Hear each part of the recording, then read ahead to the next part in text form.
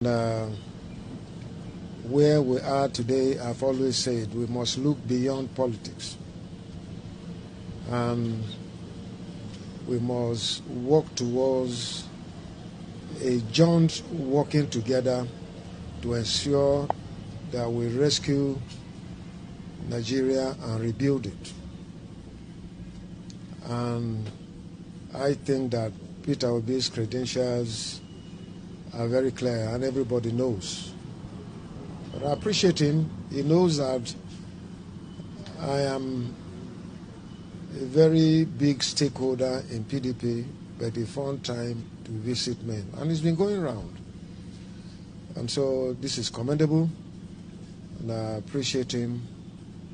And like I always say, John 3:27, a man can receive nothing except is given to him from above. So if God decides that it is him, nobody can stop it. If God decides that it is somebody else, nobody can also stop it. So this is a very welcome development. And I believe that he will reach out to even the other presidential candidates of various political parties in the PDP, in the APC, and NNPP.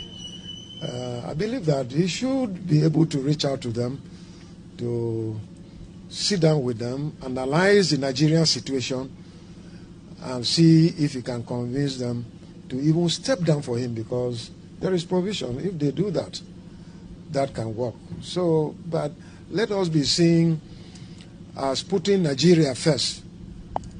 That is what is most important. And I think so far I commend his effort, and I welcome him and appreciate him for paying this visit. And God bless him.